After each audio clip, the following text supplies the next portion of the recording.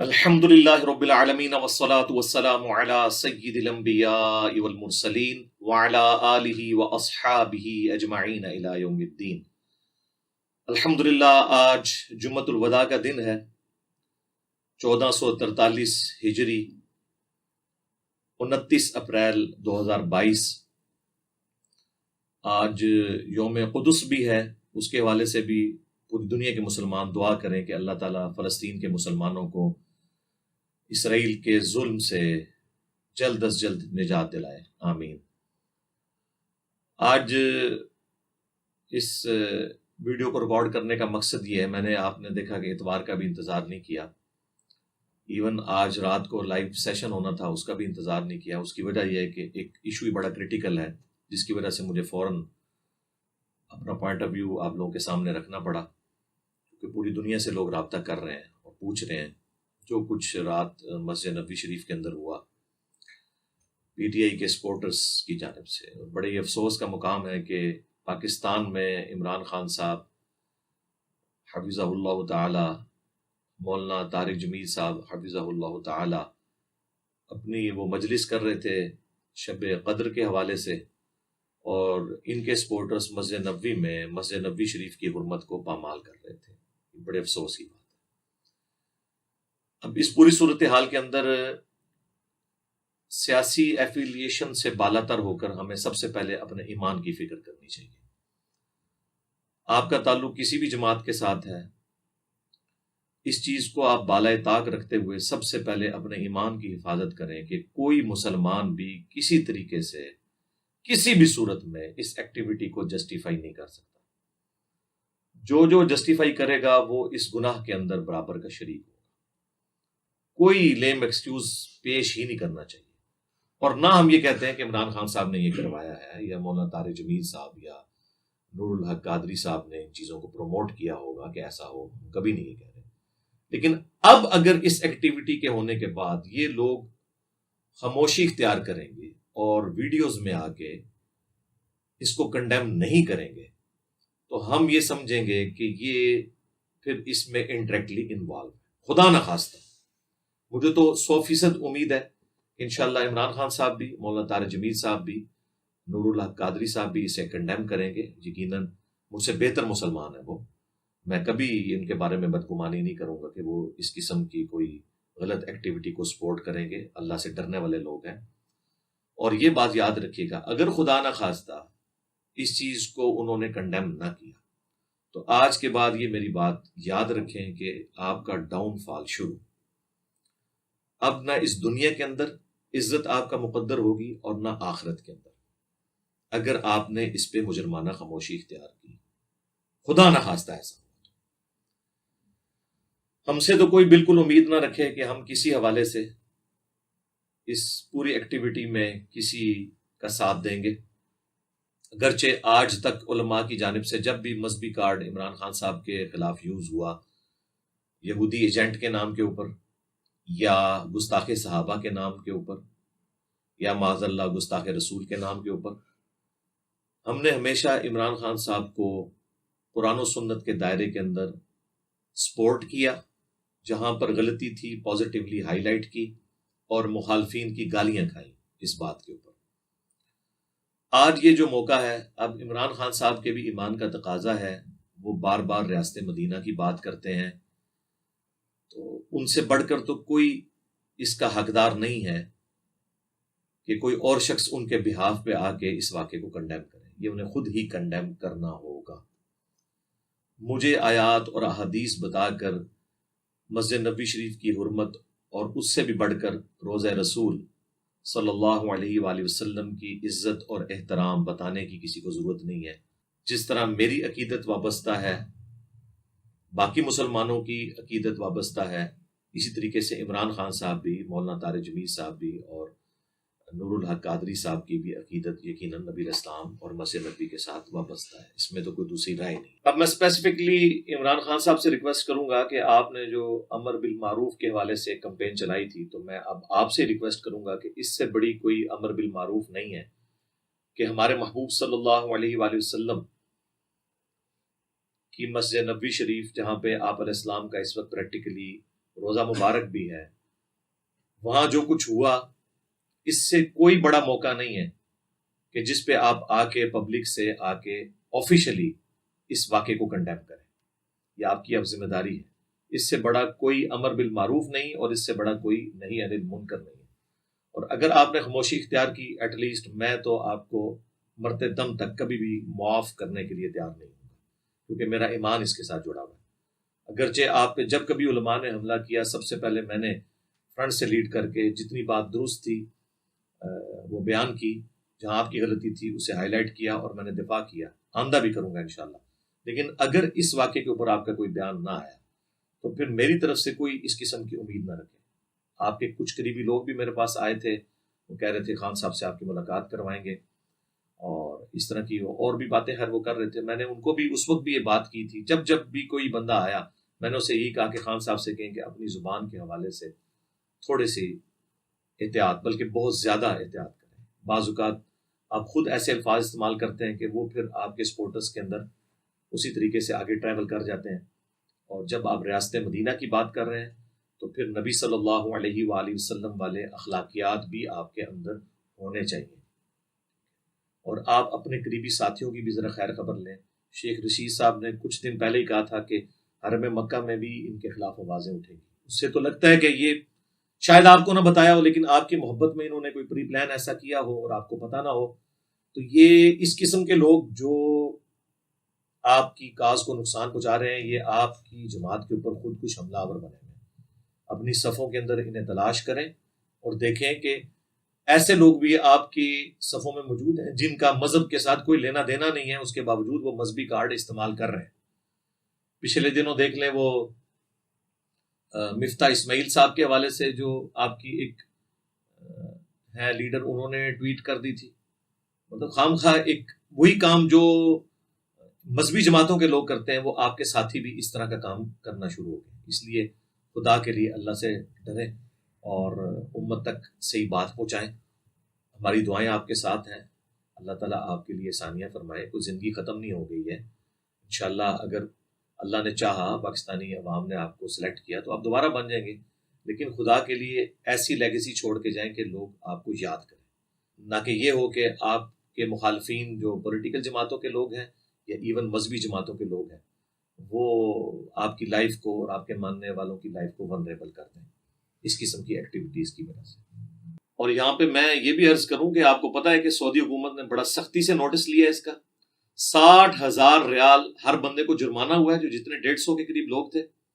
5 سال کی قید، اور اس کے بعد انہیں وہاں سے نکال دیا جائے گا. اب مجھے بتائیں ان کے گھر کا خرچہ عمران خان صاحب یا طارق جمیل صاحب یا نور اللہ قادری صاحب اٹھائیں گے؟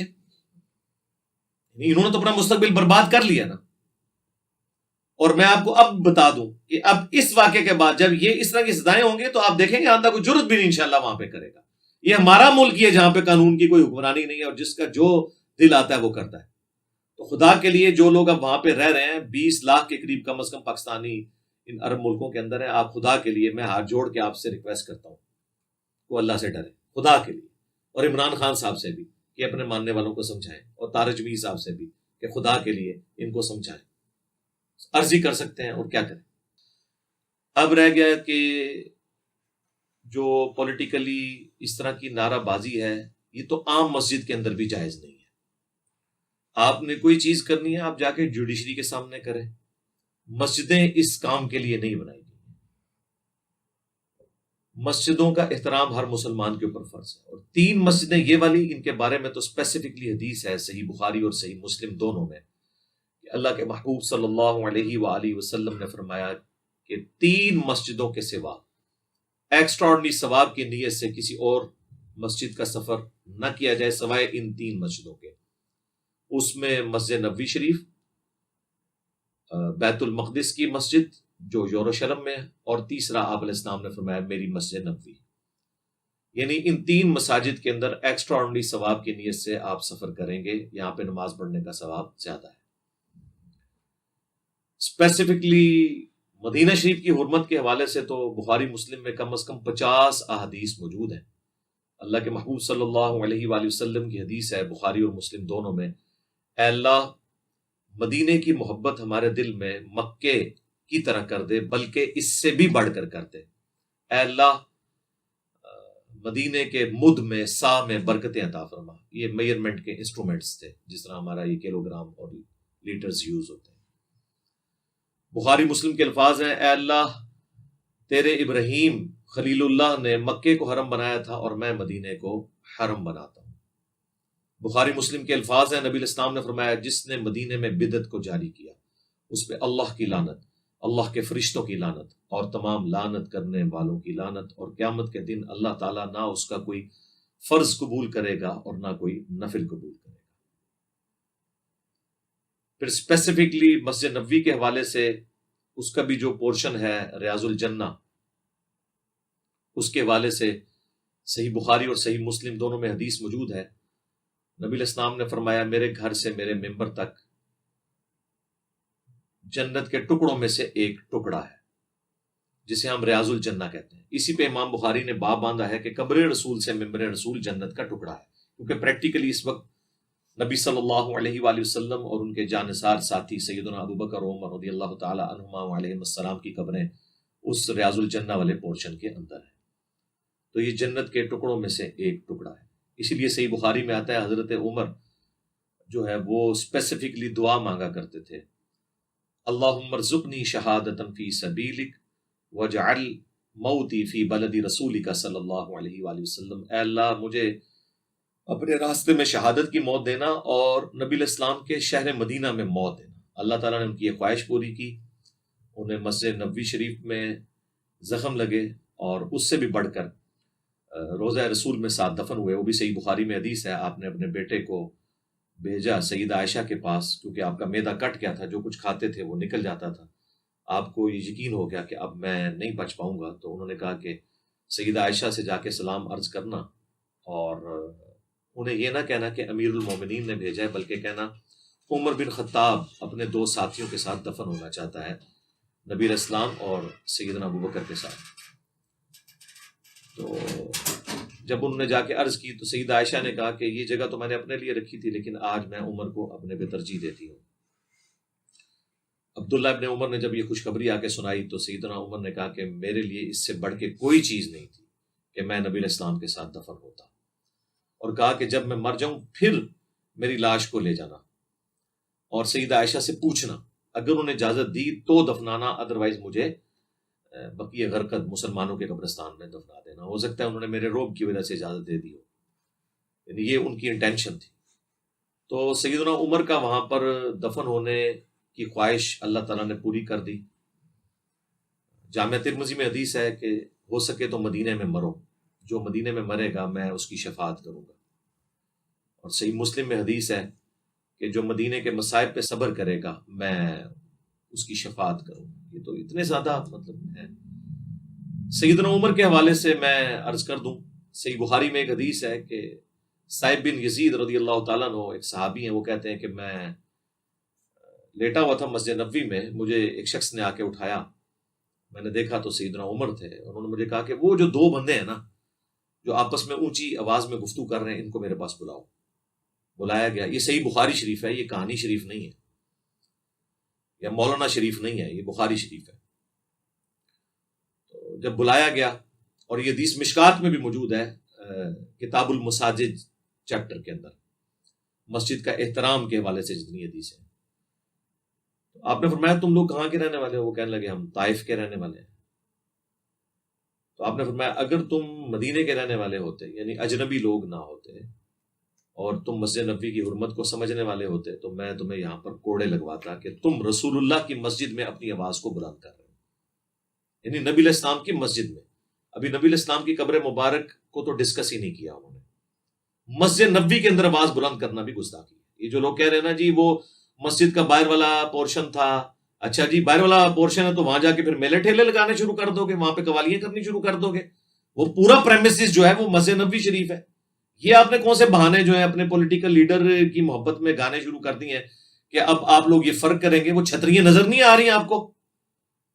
وہ پریمیسز پورے کا پورا مسجد نبوی شریف کا ہے، اس کا پورا احترام ہے، اور وہ مدینہ شریف کا حصہ ہے۔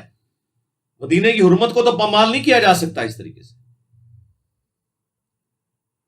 نبی علیہ السلام کا روزہ مبارک بھی اب پریکٹیکلی مسجد نبوی کے اندر آ چکا ہوا ہے، اور اس کے حوالے سے تو اسپیسیفکلی آیات ہیں قرآن حکیم میں سورۃ الحجرات کے اندر. آج بھی نئی کنسٹرکشن میں بھی ابھی سعودی حکومت نے پہلے تو ایک آیت لکھی تھی، اب انہوں نے 2 آیتیں بلکہ ختم نبوت والی آیت بھی لکھ کے اوپر لگا دی ہے.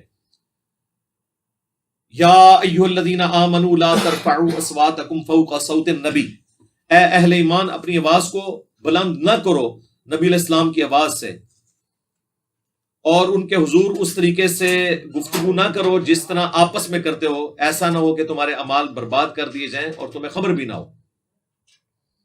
اور صحیح بخاری میں موجود ہے کہ یہ اسپیسیفکلی آیات نازل ہوئی حضرت ابوبکر اور عمر کے بارے میں، عام بندوں کے بارے میں نہیں.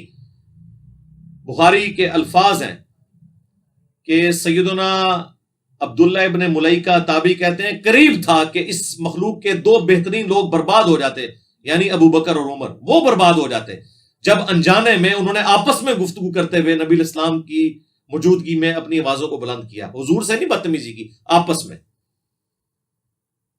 اور پوری تفصیل آئی کہ وہ ایک قبیلہ مسلمان ہوا تھا. نبی علیہ السلام کی ایک مبارک عادت تھی جب کوئی قبیلہ مسلمان ہوتا تھا تو ایک فوکل پرسن مقرر کرتے تھے تاکہ بعد میں اس کے ساتھ کمیونیکیشن ہو سکے.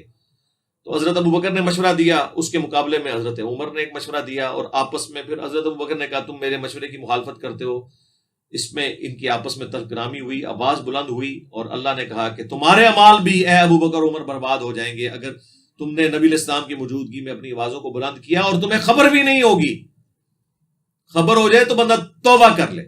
بس جب یہ آیات نازل ہوئی تو بخاری کے الفاظ ہیں حضرت عمر اتنی آہستہ آواز میں گفتگو کرتے تھے کہ حضور کو سنائی نہیں دیتی تھی، اور آپ کہتے تھے عمر اونچا بولو. پھر اگلی آیات اللہ کی طرف سے نازل ہوئی، ان الذین یغضون اصواتهم عند رسول اللہ، بے شک وہ لوگ جو اپنی آوازوں کو پست رکھتے ہیں رسول اللہ کے حضور، یہ وہ لوگ ہیں جن کے دلوں کو اللہ نے تقوی کے لیے چن لیا ہے، ان کے لیے مغفرت اور اجر عظیم ہے. رضی اللہ عنہم اجمعین وعلیہم السلام اجمعین. لیکن انہوں نے پرفارم کیا. آج بھی یہ آیات روزہ شریف کے اوپر لکھی ہوئی ہیں. ایون سعودی عرب کے لوگ جو ایک وہابی فرقے کے ساتھ تعلق رکھتے ہیں، بڑے ہارڈ لائنر ہیں، اس کے باوجود مفتی اعظم سعودیہ نے بھی ریٹن میں جو کتاب حاجیوں کو مفت دی جاتی ہے اس میں روزہ شریف کی حاضری کے چیپٹر میں لکھا ہے کہ نبی علیہ السلام اپنی وفات کے بعد بھی اتنا ہی قابل احترام ہے جتنی اپنی مبارک زندگی میں. آج بھی آپ قبر رسول کے حضور اس طرح آوازوں کو بلند نہیں کر سکتے. آپ اندازہ کریں. باقی وہ تو چھوڑ دیں، یہ سعودیہ کے علماء کا فتویٰ کہ آپ سلام عرض کرنے بھی جائیں تو بھی اپنی آواز کو بلند نہیں کرنا. وہ سنت ہے صحابہ اکرام کی.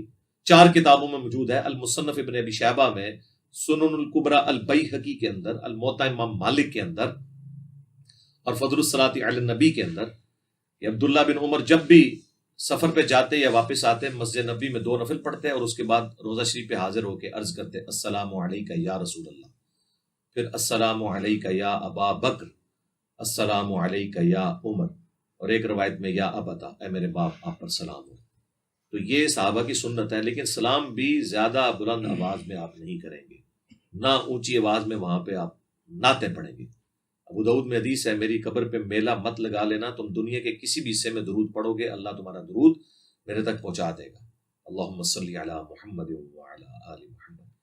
تو اس لیے مسجد نبی شریف کا احترام ضروری ہے، اور نہ غلط جسٹیفیکیشنز دیں، اپنے ایمان کی حفاظت کریں. کسی نے آپ کے کام نہیں آنا، کسی پولیٹیکل لیڈر نے، کسی بزرگ بابے نے کام نہیں آنا.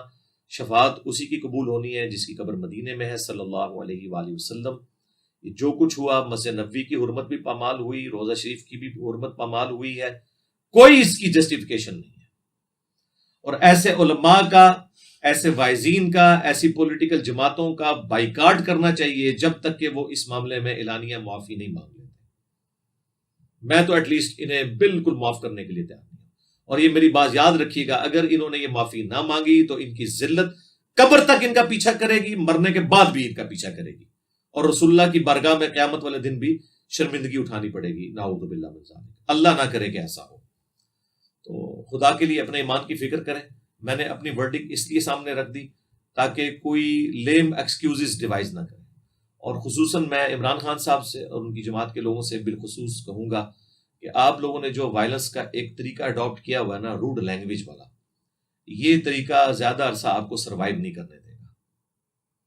آپ اختلاف رائے ضرور کریں، میں سب سے کرتا ہوں، لیکن آپ دیکھیں میں نام لیتا ہوں تو پورے احترام کے ساتھ پروٹوکول کے ساتھ نام لیتا ہوں، اپنے مخالفین کے بھی علمی رد ان کے اوپر کرتا ہوں، یہ رائٹ ہے آپ کا کریں. لیکن دوسری طرف میرا ٹالرنس کا لیول یہ ہے کہ میں کہتا ہوں چندہ انہیں دیں، نمازیں ان کے پیچھے پڑھیں. آپ تو نہیں کہیں گے کہ دوسری پولیٹیکل جماعت کو چندہ دو، ووٹ ان کو ڈالو، نہیں. ہمارے اندر اتنی بھی ٹالرنس موجود ہے. میں اپنے اسٹوڈنٹس سے کہوں گا، ان میں ظاہر ساری جماعتوں کے لوگ ہیں، ہم تو چونکہ ایک مذہبی پلیٹ فارم سے بات کر رہے ہیں، ہم پارٹی نہیں بننا چاہتے، لیکن میں سب سے کہوں گا، خواہ نون لیگ سے تعلق رکھتے ہیں، خواہ پی ٹی آئی سے یا باقی جماعتوں سے، کہ مذہب کو ایز اے کارڈ کسی کے خلاف استعمال نہ کریں، اس قسم کی کوئی ایکٹیویٹی پرفارم نہ کریں. جو یہ گستاخی ہوئی ہے اسے ہم کنڈیم کرتے ہیں، انشاءاللہ یہ بھی رجوع کریں گے، مجھے اللہ سے امید ہے. باقی دوسری جماعتیں بھی مذہبی کارڈ عمران خان صاحب کے خلاف استعمال نہ کریں، کبھی ان کو یہودی ایجنٹ کہہ کے، کبھی اسرائیل کا ایجنٹ کہہ کے، کبھی ختم نبوت کے حوالے سے بلیم لگا کے، جو خود عمران خان صاحب ان کی جماعت کبھی نواز شریف صاحب کے اوپر لگاتی رہی. حالانکہ وہ جو قانون چینج ہوا تھا اس میں ساری پارٹیوں کے لوگ موجود تھے، لیکن ایک خاص جماعت کو سنگل آؤٹ کیا گیا. اس طرح کی پولیٹیکل گینز نہ کیا کریں، اور مذہبی کارڈ بالکل یوز نہ کریں. میں ابھی کچھ عرصہ پہلے وہ طاہر اشرفی صاحب کی ویڈیو بھی 1-2 دن پہلے اپلوڈ ہوئی ہے، مسجد نبوی میں جا کے وہ کہہ رہے تھے کہ عمران خان صاحب جو ہے وہ مذہبی کارڈ اس حوالے سے یوز نہ کریں، اور اپنے آپ کو وہ پیغمبروں سے تشبیہ دے رہے ہیں. تو بیسیکلی آپ کو پتہ نہیں ہے کہ یہ کتنا خطرناک کھیل کھیل رہا تھا یہ مولوی. یہ بیسیکلی یعنی ان کو عمران خان صاحب کو ونریبل کرنا چاہ رہا تھا کہ انہوں نے کوئی دعوے نبوت کر دیا. نعوذ باللہ. بھئی نبیوں سے ہی مثال دی جائے گی، اس میں مثال دینے میں کون سا دوسری رائے ہے؟ قرآن میں جب آئے اطیعوا اللہ و اطیعوا الرسول و اولی الامر منکم، اطاعت کرو اللہ کی اور اس کے رسول کی اور اپنے حکمران کی، لیکن جب جھگڑا ہو جائے فإن تنازعتم فی شیء فردوا الی اللہ والرسول، پھر اللہ اور اس کے رسول سے فیصلہ کرواؤ، پھر حکمران کی بات نہیں ماننی. تو حکمران کی اطاعت کے حوالے سے جو آیت قرآن میں آئی ہے، اب آپ اس کو سیدنا ابو بکر، عمر، عثمان و علی رضی اللہ عنہم اجمعین وعلیہم السلام اجمعین تک تو مخصوص نہیں کر سکتے. آج بھی حکمرانوں پہ بات ہوگی نا، تو آج کے حکمرانوں کے لیے بھی اگر کوئی یہ آیت پیش کرتا ہے تو ہم اسے یہ نہیں کہیں گے کہ اس نے کوئی مذہبی کارڈ یوز کیا ہے. عمران خان صاحب نے کوئی غلط بات نہیں کی ہے کہ انبیاء کرام دعوت کرتے تھے، اپنے لوگوں کو بھیجتے تھے، تو وہ اپنی کاز کے لیے ٹھیک ہے، آپ اس سے اختلاف کر سکتے ہیں، لیکن وہ اپنی کاز کے لیے جو اس کو اگزامپل کے طور پہ کوٹ کر رہے ہیں، تو کل تک تو تبلیغی جماعت بھی کوٹ کرتی تھی کہ جی نبیوں والا کام جو ہے اس امت کو ٹرانسفر ہوا ہے. ابھی تو ہم وہ بات نہیں کرتے، پھر ان کو برا لگے گا کہ آپ کے بابا جی نے تو اشرف علی تھانوی رسول اللہ کلمے کو انڈورس کیا اور اللہم صلی علی سیدنا و نبینا اشرف علی کو انڈورس کیا ہے. جب ان کے مرید نے کہا میں نے خواب میں بھی پڑھا اور بیداری میں بھی پڑھا، آگے یہ بھی لکھا ہوا ہے، تو انہوں نے کہا خیر ہے، تسلی تھی، تیرا پیر جو ہے متبع سنت ہے. اس کی یہ میں تعبیر بیان کروں گا، اس واقعے کی، خواب کی نہیں، واقعے کی. چلو مرید کو تو کوئی اختیار نہیں تھا، وہ پیر تو نہیں تھا. ابھی تو میں نے پورا ریسرچ پیپر لکھا ہے کہ ان کے بڑے بڑے علماء کیا کیا یعنی دعوے کرتے رہے. رشید احمد گنگوئی صاحب تو کہتے تھے کہ حق وہ ہے جو میری زبان سے نکلتا ہے، اور میں قسمیاں کہتا ہوں نعوذ باللہ کہ اس زمانے میں نجات موقوف ہے میری اتباع کے اوپر. یہ الفاظ ہیں ان کے. آپ جائیں ہماری ویب سائٹ اہلسنتپاک.com پہ، غیر اسلامی نظریات بامقابلہ اسلامی نظریات research paper number 2B download کر کے پڑھیں. اور یہی کچھ احمد بریلوی صاحب نے بھی لکھا، وصایا شریف جو انہوں نے لکھوائی مرنے سے پہلے اپنے بیٹوں کو، اس میں لکھا کہ میرا مذہب، میرا دین جو میری کتابوں سے ثابت ہے، تمہارے لیے سب فرائض سے بڑھ کر فرض ہے. اندازہ کریں. اب اس کی تعویل کریں گے نہیں، اس سے مراد ہے کہ جو قرآن و سنت سے انہوں نے اخذ کیا، لیکن ڈائریکٹ انہوں نے تو اپنے بارے میں ہی باتیں کی ہیں. پھر چشتی رسول اللہ، اس سے کیسے جان چھڑائیں گے یہ بریلوی حضرات جو آج تک کتابیں چھاپتے آئے ہیں؟ اب آ کے انہوں نے تھوڑا سا اس معاملے میں ٹالرنس کی ہے، لیکن پرانے بزرگوں کا کیا بنے گا، پرنٹ کرنے والوں کا کیا بنے گا، اس کو سپورٹ کرنے والے اور اس کے حق میں ویلاگ بنانے والوں کا کیا بنے گا؟ خدا کے لیے مذہبی کارڈ کو ایک دوسرے کے خلاف یوز نہ کریں، یہ آپ کے گلے پڑیں گی چیزیں. اور جس طرح ہم نان اسٹیٹ ایکٹرز جو مذہبی جماعتوں میں گھسے ہوئے ہیں ان کے خلاف ہیں، اسی طریقے سے یہ جو سیاسی جماعتیں اس وقت نان اسٹیٹ ایکٹرز کا رول ادا کر رہی ہیں اپنی لینگویج کے ساتھ، ہم اسے بھی کنڈیم کرتے ہیں. کوئی جماعت کسی کے بارے میں کوئی اس قسم کے الفاظ استعمال نہ کرے، مذہبی کارڈز کو آپ یوز نہ کریں، ورنہ گلی گلی نعوذ باللہ قتل و غارت ہوگا. گلی گلی لوگ توہین مذہب کے الزامات لگا کے اپنی جنتیں پکی کریں گے، ایک دوسرے کو مرنے کے اوپر اتر آئیں گے. تو میں نے یہ مختصر سی گفتگو اس لیے کی تاکہ آپ کے سامنے ان چیزوں کو ہائی لائٹ کر دوں، درد دلی آپ کے سامنے رکھ سکتا تھا۔ سبحانک اللہم و بحمدک، اشہد ان لا الہ الا انت، استغفرک و اتوب الیک، وما علینا الا البلاغ المبین۔ جزاکم اللہ خیر۔